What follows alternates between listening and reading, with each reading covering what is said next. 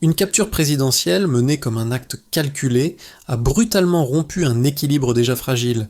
L'opération projette une démonstration de force immédiate, mais elle expose aussi un paradoxe durable. Plus l'intimidation est visible, plus elle révèle une insécurité stratégique profonde à long terme. Que doivent en conclure les nations qui observent en silence, et pourquoi l'analyse d'Ibrahim Traoré transforme-t-elle cet événement en avertissement impossible à écarter? À travers ce geste, une reconfiguration mondiale commence à prendre forme. Ce qui suit n'est pas un simple commentaire d'actualité, ni une prise de position idéologique déguisée. Il s'agit d'un décryptage structuré de ce que l'épisode vénézuélien révèle sur les mécanismes contemporains du pouvoir, sur leurs limites et sur les risques qu'ils font peser bien au-delà du pays directement visé. L'enjeu central est clair, comprendre comment un acte présenté comme ponctuel devient un précédent, puis une méthode, et enfin un signal interprété différemment selon la position de chaque État dans l'ordre international. Pour le lecteur, l'intérêt est double. D'abord, saisir pourquoi des nations d'Afrique et d'Amérique latine, souvent traitées comme périphériques, se retrouvent au cœur de cette dynamique. Ensuite, identifier ce que cette séquence implique concrètement pour la souveraineté, la marge de manœuvre diplomatique et le coût réel de la non-conformité. Le risque, s'il est ignoré, est de réduire l'événement à une confrontation bilatérale, alors qu'il fonctionne comme un test grandeur nature adressé à l'ensemble du Sud global. La question n'est donc pas seulement ce qui s'est passé, mais ce que cela autorise désormais. En moins de quelques jours, un seul événement a provoqué une onde de réaction couvrant au moins 3 continents, révélant une fracture déjà latente dans l'ordre international. Un chiffre résume l'ampleur du basculement depuis l'instauration des sanctions contre le Venezuela. Son produit intérieur brut a chuté d'environ 60%, transformant une décision politique en choc systémique durable. Ce point de départ permet de comprendre pourquoi l'affaire dépasse largement le cadre vénézuélien.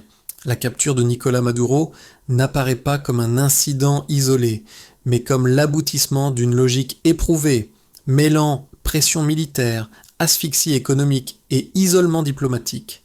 Dans cette séquence, l'objectif affiché est la discipline internationale, tandis que l'effet réel est une polarisation accrue entre puissances dominantes et nations dites du Sud. Ibrahim Traoré insiste précisément sur cette dissociation entre le discours officiel et les conséquences concrètes observées sur le terrain. Historiquement, cette méthode n'est pas nouvelle. L'Irak, la Libye ou encore l'Afghanistan ont été présentés comme des cas spécifiques, justifiés par la défense de la démocratie ou des droits humains. Pourtant, replacés dans une chronologie plus large, ces précédents dessinent un schéma cohérent. Chaque intervention crée une instabilité prolongée, puis sert d'exemple dissuasif aux États tentés par une trajectoire indépendante. Ce cadre explicatif éclaire la manière dont l'incident vénézuélien est interprété aujourd'hui à Dakar, à Bamako ou à Caracas. Dans ce contexte, l'Afrique et l'Amérique latine cessent d'être de simples spectatrices. Les réactions de solidarité, mais aussi les silences prudents, traduisent une même interrogation. Jusqu'où va le coût réel de la souveraineté ? La lecture proposée par Ibrahim Traoré agit alors comme un révélateur, non d'une opposition idéologique, mais d'une prise de conscience partagée face à un système perçu comme de plus en plus coercitif. Dans cette séquence tendue, certaines figures servent de point de repère pour comprendre ce qui se joue réellement. Ibrahim Traoré apparaît ici non comme un commentateur extérieur, mais comme un témoin politique issu d'un espace déjà confronté au même levier de pression. Son regard relie l'événement vénézuélien à une expérience plus large, partagée par plusieurs pays africains et latino-américains, où la souveraineté n'est jamais abstraite, mais immédiatement mesurable en coûts humains et économiques. Un premier impact se manifeste rapidement au niveau diplomatique. Des États qui, jusque-là, évitaient toute prise de position frontale, commencent à ajuster leur langage, alternant déclarations de solidarité et prudence calculée. Ce glissement discursif n'est pas anodin. Il révèle une inquiétude diffuse. Si un précédent est accepté sans réaction collective, il devient une norme implicite. Ibrahim Traoré souligne précisément ce moment où le silence cesse d'être neutre pour devenir un signal interprétable. Un second effet, plus concret, touche les populations civiles. Les sanctions et les pressions associées entraînent presque immédiatement une hausse des prix, des tensions sur les importations essentielles et un climat d'incertitude sociale. Ces conséquences, souvent reléguées au second plan, constituent pourtant le cœur du problème. Elles transforment une décision géopolitique en expérience quotidienne pour des millions de personnes, bien au-delà des cercles dirigeants. Ainsi, dès les premiers jours, l'affaire cesse d'être un simple événement international. Elle devient un test pratique de résilience politique et sociale dont les répercussions servent déjà de référence pour d'autres nations en observation. Avant l'opération, le rapport de force semblait figé dans une routine connue, sanctions prolongées, déclarations diplomatiques répétitives, condamnations symboliques et négociations sans issue claire. Après la capture de Maduro, la séquence change brutalement de rythme et de nature. Ce qui relevait d'une pression diffuse devient un acte direct, visible et impossible à ignorer pour les autres États observateurs. Le déclencheur est d'abord narratif. L'événement est présenté comme une action ciblée, justifiée par la défense de principes politiques et moraux. Cette mise en scène n'est pas secondaire. Elle permet d'encadrer l'acte comme exceptionnel, presque inévitable, tout en masquant sa portée structurelle. Très vite cependant, la lecture se fissure. Les réactions internationales ne se limitent pas à l'indignation ou au soutien, elles révèlent une inquiétude plus profonde. Si un chef d'État peut être ainsi neutralisé, aucun statut ne garantit réellement l'immunité politique. L'apogée survient lorsque les sanctions sont durcies dans la foulée. Les mesures économiques, déjà lourdes, prennent une dimension cumulative. Restrictions financières, obstacles aux importations stratégiques, pression sur les partenaires commerciaux, chaque levier renforce l'autre. À ce stade, l'objectif ne semble plus seulement de contraindre un gouvernement précis, mais de produire un effet d'exemple. Le message implicite circule rapidement dans les capitales du Sud global. La désobéissance a un prix croissant, et ce prix ne se limite pas aux dirigeants, c'est dans cette phase que l'analyse d'Ibrahim Traoré gagne en résonance. Il observe que l'escalade n'est pas improvisée, mais inscrite dans une logique déjà éprouvée. L'événement agit comme un accélérateur, révélant des mécanismes souvent dissimulés derrière le langage diplomatique. Plus la pression s'intensifie, plus elle tend, paradoxalement, à renforcer la cohésion interne et externe des pays visés, transformant l'isolement recherché en catalyseur de solidarité. Les répliques, enfin, s'étendent bien au-delà du Venezuela.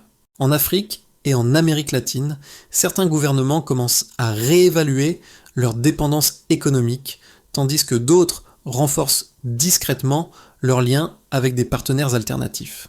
Cette phase n'est pas spectaculaire, mais elle est décisive. Elle marque le passage d'une réaction émotionnelle à une adaptation stratégique. Les forums internationaux deviennent des espaces de tension feutrée où chaque prise de parole est pesée à l'aune de ce précédent. Ainsi, la ligne des événements ne suit pas une simple chronologie. Elle dessine une trajectoire, d'un acte présenté comme ponctuel vers une recomposition progressive des comportements étatiques. Ce mouvement, encore inachevé, prépare le terrain des conséquences à venir tout en laissant ouverte une question centrale. Jusqu'où cette dynamique peut-elle aller sans provoquer une rupture plus large de l'ordre existant ? Avant les sanctions renforcées, l'économie vénézuélienne fonctionnait déjà sous contrainte. Après leur durcissement, les indicateurs basculent vers une dégradation systémique mesurable. Le premier écart concerne la richesse nationale. Entre 2014 et 2020, le produit intérieur brut du pays recule d'environ 60%, transformant une pression politique en contraction économique prolongée. Ce chiffre ne décrit pas seulement une récession, il indique une perte de capacité structurelle à financer services publics, importations essentielles et stabilisation sociale. Un deuxième indicateur met en lumière la dynamique monétaire. L'inflation dépasse ponctuellement les 2000% par an, ce qui signifie concrètement une destruction rapide du pouvoir d'achat. Pour la population, cette donnée abstraite se traduit par une hausse quotidienne des prix, une épargne rendue inutile et une incertitude permanente sur l'accès aux biens de première nécessité. L'économie cesse alors de jouer son rôle d'amortisseur social et devient un facteur direct de vulnérabilité collective. Le troisième élément chiffré concerne l'impact humain. Selon des estimations relayées par les Nations Unies, plus de 20 000 décès entre 2017 et 2018 seraient liés indirectement aux pénuries de soins et de médicaments provoquées par les restrictions économiques. Ce nombre ne renvoie pas à une violence immédiate, mais à une accumulation de défaillances. Hôpitaux sous-approvisionnés, traitements interrompus, maladies chroniques non prises en charge. Chaque unité statistique correspond à une trajectoire individuelle brisée par un mécanisme lointain mais efficace. Ces trois mesures, prises ensemble, permettent de dépasser le débat idéologique. Elles montrent que les sanctions ne se limitent pas à un outil de pression sur les élites politiques, mais qu'elles restructurent en profondeur la vie économique et sociale. Ibrahim Traoré insiste sur ce point précis. Lorsque l'on parle de coercition internationale, la variable décisive n'est pas seulement la réaction des gouvernements, mais la capacité des sociétés à absorber un choc prolongé sans se désagréger. L'effet ne s'arrête pas aux frontières nationales. À l'échelle mondiale, l'isolement économique du Venezuela contribue à des réallocations de flux commerciaux et financiers. Des pays tiers, confrontés à des ruptures d'approvisionnement ou à des opportunités nouvelles, ajustent leur stratégie. Ainsi, plusieurs États du Sud intensifient leurs échanges avec des partenaires alternatifs, cherchant à réduire leur exposition à un système perçu comme instable ou conditionnel. Cette redistribution progressive affaiblit la portée universelle des sanctions tout en renforçant des circuits parallèles. Ces données quantitatives éclairent un paradoxe central. Plus la pression économique est forte, plus elle tend à produire des effets politiques ambigus. Affaiblissement matériel d'un côté, mais consolidation de discours de résistance et de souveraineté de l'autre. L'analyse d'Ibrahim Traoré s'inscrit précisément dans cette lecture des écarts, où les chiffres ne servent pas à clore le débat, mais à révéler la complexité d'un instrument censé être simple. Dès lors, la question n'est plus de savoir si les sanctions fonctionnent au sens strict, mais ce qu'elles transforment durablement. À partir de quel seuil la contrainte économique cesse-t-elle d'être un moyen et devient-elle un facteur de recomposition géopolitique incontrôlable ? Les partisans des sanctions avancent généralement deux arguments centraux. Le premier affirme que la pression économique constitue une alternative aux interventions militaires directes. Dans cette logique, elle permettrait de limiter les pertes humaines tout en forçant des régimes jugés autoritaires à modifier leur comportement. Le second soutient que ces mesures envoient un signal normatif fort. Elles rappelleraient l'existence de règles internationales et dissuaderaient d'autres dirigeants de s'en affranchir, sous peine de subir des conséquences comparables.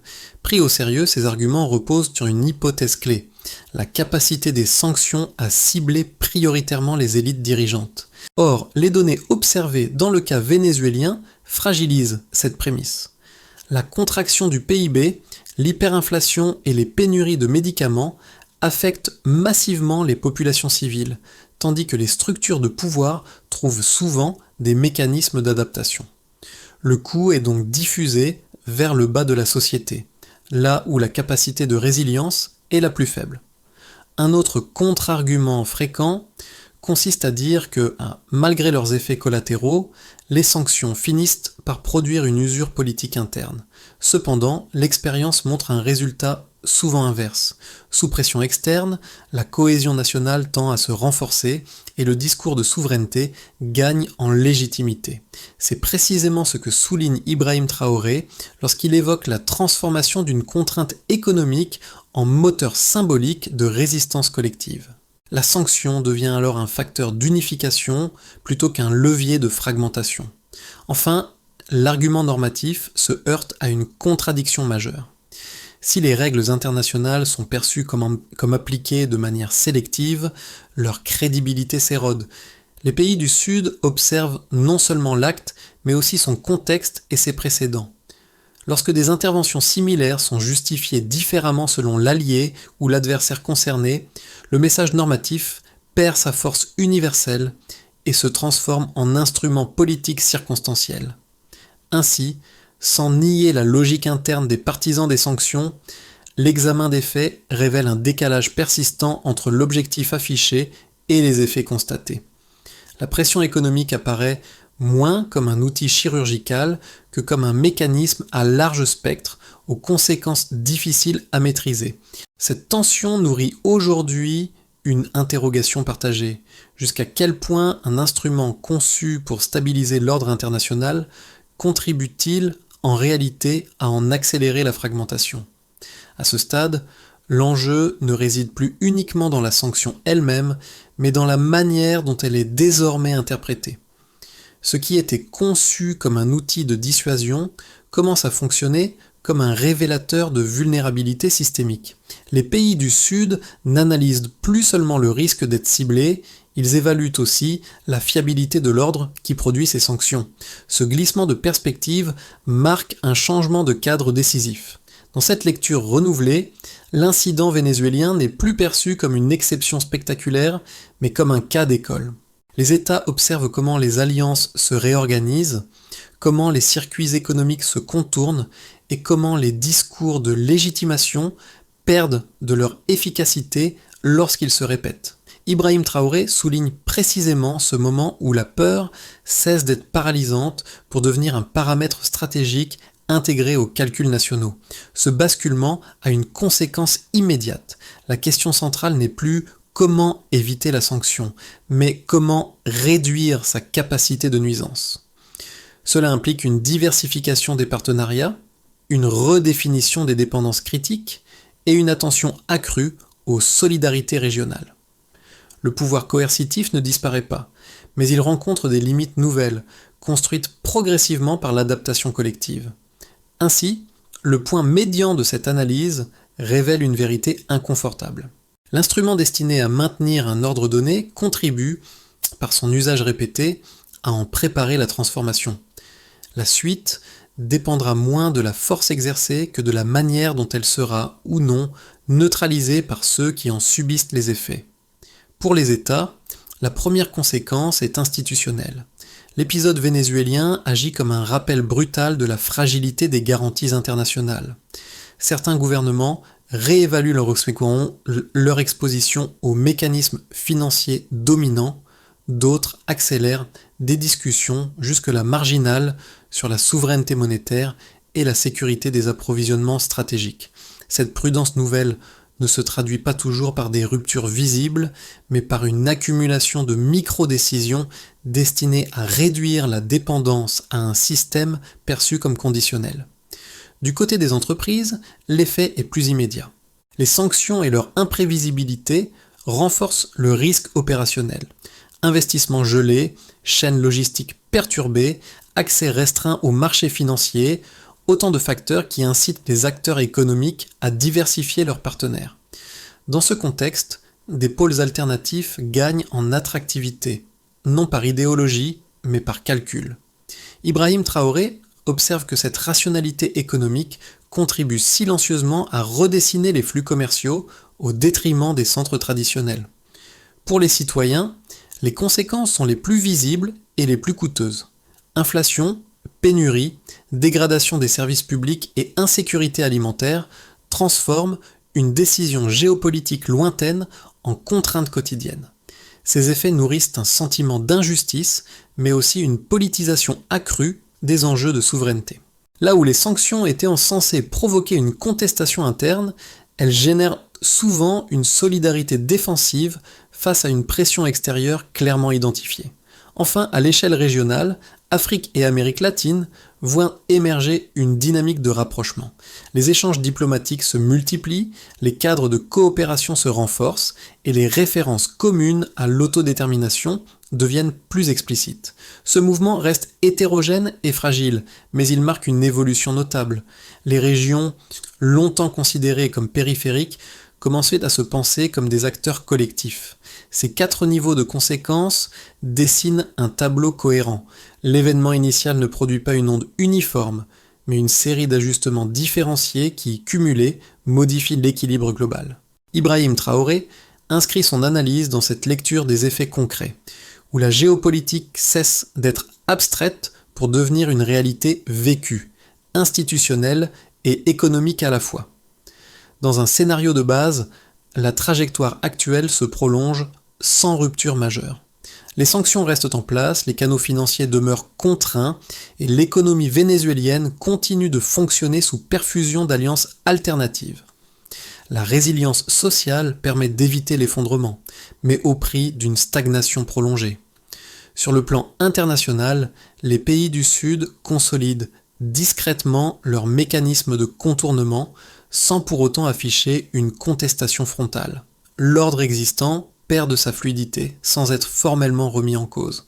Le scénario optimiste repose sur une accélération de la recomposition multipolaire. L'isolement progressif des stratégies coercitives incite plusieurs États émergents à coordonner davantage leurs positions, notamment dans les forums internationaux. Des accords commerciaux régionaux gagnent en profondeur, réduisant la dépendance aux circuits traditionnels. Dans ce contexte, la pression économique devient moins efficace, car ses effets sont amortis par des réseaux de coopération élargis. Cette dynamique n'élimine pas les tensions, mais elle redéfinit les rapports de force au profit d'une négociation plus équilibrée. Le scénario pessimiste envisage une escalade. Face à l'érosion de leur influence, les acteurs dominants durcissent les sanctions et élargissent leur champ d'application. Les sanctions secondaires se multiplient, affectant des pays tiers et amplifiant l'instabilité régionale. Les économies fragiles subissent des chocs successifs, alimentant des crises sociales et politiques. Dans ce cadre, le risque n'est pas seulement économique mais sécuritaire, avec des tensions militaires accrues et une fragmentation plus nette du système international. Ces trois trajectoires partagent un point commun, aucune ne ramène la situation à l'état antérieur. Le précédent est désormais intégré au calcul stratégique. Les États apprennent, adaptent leur politique et réévaluent leurs alliances. La variable décisive devient la capacité à transformer une contrainte subie en levier de négociation collective. La recommandation centrale est donc cognitive plutôt qu'opérationnelle. Il s'agit de penser en termes de dépendance critique et de marge de manœuvre plutôt qu'en réaction immédiate. Si les pays du Sud parviennent à coordonner leurs réponses, même partiellement, la coercition perdra progressivement de son efficacité. A l'inverse, une réponse fragmentée renforcerait l'asymétrie existante. L'horizon des prochains mois ne promet pas de solution simple. Il impose un choix stratégique, subir isolément ou ajuster collectivement. Pour une première catégorie de lecteurs, notamment ceux impliqués dans les politiques publiques ou l'analyse institutionnelle, l'enseignement principal concerne la gestion du risque. L'épisode vénézuélien montre que la stabilité ne dépend plus uniquement de la conformité formelle aux règles existantes, mais de la capacité à anticiper leur application sélective. Cela implique de cartographier les dépendances critiques, qu'elles soient financières, énergétiques ou logistiques, afin d'identifier les points de vulnérabilité avant qu'ils ne deviennent des leviers externes. Un second groupe, composé d'acteurs économiques et d'entrepreneurs, est confronté à une réalité plus opérationnelle. L'incertitude géopolitique accroît le coût des décisions à long terme. Dans ce contexte, la diversification des partenaires et des marchés n'est plus une option stratégique parmi d'autres, mais une mesure de prudence élémentaire. Sans rompre avec les circuits existants, il devient rationnel de réduire l'exposition à un seul centre de décision, même lorsque celui-ci semble historiquement stable. Pour les citoyens et les acteurs de la société civile, l'impact est moins technique mais tout aussi réel. Les sanctions et leurs effets indirects rappellent que des décisions prises loin du quotidien peuvent redéfinir l'accès à des biens essentiels, à l'emploi ou aux services publics. Cette prise de conscience favorise une politisation accrue des notions de souveraineté et d'autonomie, non comme slogan, mais comme condition concrète de sécurité sociale. Deux leviers modestes émergent à ce stade. Le premier consiste à renforcer la circulation de l'information et de l'expertise afin de dépasser les récits simplifiés et de comprendre les chaînes de causalité réelles. Le second repose sur la coopération horizontale entre institutions, entreprises ou organisations civiles pour partager des stratégies d'adaptation plutôt que d'agir isolément. Ainsi, sans promettre de solution immédiate, cette séquence invite le lecteur à réévaluer sa propre position dans un système en mutation. La question n'est pas de savoir si le changement est souhaitable, mais comment y prendre part sans subir passivement ses coûts. Une première étape concerne la coordination politique. Les États exposés aux pressions coercitives gagnent à formaliser des mécanismes de concertation réguliers afin d'échanger informations, évaluation de risques et positions diplomatiques. L'objectif n'est pas l'affrontement direct, mais la réduction de l'asymétrie informationnelle. En parlant collectivement, même de manière limitée, les marges de manœuvre individuelles s'élargissent. Ibrahim Traoré insiste sur ce point. L'isolement est le principal multiplicateur de vulnérabilité. La deuxième étape est économique. Elle consiste à identifier et sécuriser les secteurs critiques, notamment l'alimentation, l'énergie et la santé. Diversifier les fournisseurs, développer des capacités locales et mutualiser certaines infrastructures régionales permettent de limiter l'impact des ruptures externes.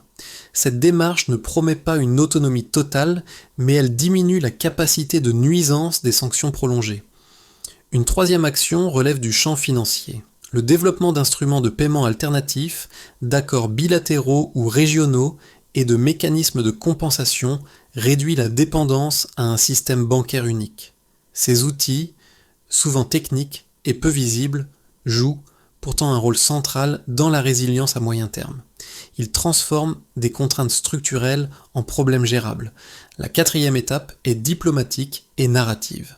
Il s'agit de porter, dans les enceintes internationales, une lecture cohérente des effets humains et sociaux des sanctions. En documentant systématiquement ces conséquences, les États concernés déplacent le débat du registre idéologique vers celui de la responsabilité collective. Ibrahim Traoré souligne que cette bataille du récit est aussi décisive que les ajustements économiques. Enfin, une cinquième dimension concerne le temps long.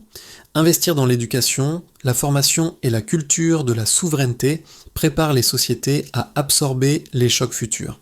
Cette approche ne produit pas de résultats immédiats, mais elle conditionne la durabilité de toute stratégie d'autonomie. Cette feuille de route ne garantit ni succès rapide, ni protection totale. Elle propose un cadre d'action gradué où chaque étape vise à transformer une pression subie en capacité de réponse collective mesurable. Au terme de cette analyse, le fil conducteur revient à ce qui semblait, au départ, n'être qu'un événement ponctuel. La capture de Maduro a fonctionné comme un choc, mais surtout comme un révélateur. Elle a mis en lumière un système où la contrainte est présentée comme normale et où ses effets humains sont souvent relégués à l'arrière-plan. En reliant cet épisode aux expériences africaines et latino-américaines, Ibrahim Traoré rappelle que la souveraineté n'est pas une abstraction juridique, mais une condition vécue, fragile et constamment négociée. Le motif qui traverse ces différentes séquences est celui de la dignité collective. Derrière les chiffres, les sanctions et les scénarios se dessine une question plus profonde. Qui décide et au nom de quelle valeur ? Pour de nombreux peuples du Sud, la réponse ne peut plus être déléguée à un ordre présenté comme universel, mais appliqué de manière sélective. Ce constat nourrit une aspiration commune à reprendre la parole, non par confrontation systématique, mais par affirmation progressive de choix autonomes. La phrase qui résume cette trajectoire est simple. Ce qui est montré comme une victoire de la force ressemble de plus en plus à un aveu de fragilité. En ce sens, l'analyse d'Ibrahim Traoré agit comme un rappel. Elle ne promet pas un renversement immédiat, mais elle inscrit la résistance dans le temps long, celui où les sociétés apprennent à transformer la contrainte en conscience politique durable. Arrivé à ce point, le débat ne se limite plus au Venezuela ni à un affrontement entre grandes puissances. Il touche à une interrogation plus large sur la manière dont les sociétés choisissent de répondre à la contrainte. L'analyse portée par Ibrahim Traoré n'invite pas à une adhésion automatique, mais à un exercice de lucidité collective. Elle suggère que la transformation en cours dépend moins des déclarations spectaculaires que des ajustements patients, souvent discrets, opérés par les États, les entreprises et les citoyens. Dans un monde où les rapports de force sont instables, chaque acteur détient une part de responsabilité. Les institutions peuvent privilégier la coopération plutôt que la dépendance exclusive. Les acteurs économiques peuvent intégrer le risque politique comme une donnée structurelle, non comme une anomalie temporaire. Les citoyens, enfin, peuvent refuser les récits simplifiés et exiger que les conséquences humaines des décisions internationales soient pleinement prises en compte. Cet espace de réflexion est volontairement ouvert. Il ne s'agit pas de conclure par une certitude, mais de poser un cadre de discussion. Si l'ordre mondial est en recomposition, alors les choix faits aujourd'hui pèseront durablement sur sa forme future. La question demeure donc entière. Comment transformer une prise de conscience partagée en capacité d'action collective, sans reproduire les déséquilibres que l'on prétend dépasser ?